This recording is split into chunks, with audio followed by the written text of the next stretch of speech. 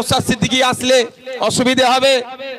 তাকেও বলতে চাই, তার পরদাদু তার দাদু যেই কবরে শুয়ে আছে ওই কবরটা হেফাজত হচ্ছে এই নওশাদ সিদ্দিকীর করা মামলাতে।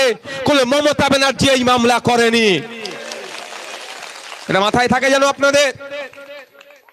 ওর পরদাদি যেখানে ঘুমাচ্ছে, যে কবরে শুয়ে আছে, ওনার নানা ওনার নানি বা তার যারা মারা গিয়েছেন আত্মীয় স্বজন, কবরটা যে এখনো হেফাজতে আছে, কবরটা যে দখল করে মদের ফ্যাক্টরি বানিয়ে দেয়নি, কবরটা যে দখল করে এখনো কোনো জুতোর ফ্যাক্টরি বানায়নি, এই নওশাদ সিদ্দিকীর জন্য, মমতা ব্যানার্জির জন্য নয়।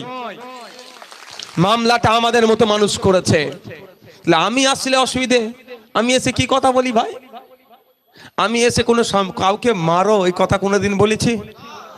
আমি এসে বরঞ্চ বলি হিংসা করবে না, মারামারিতে জড়াবে না, তোমার পাশে আমি থাকবো না।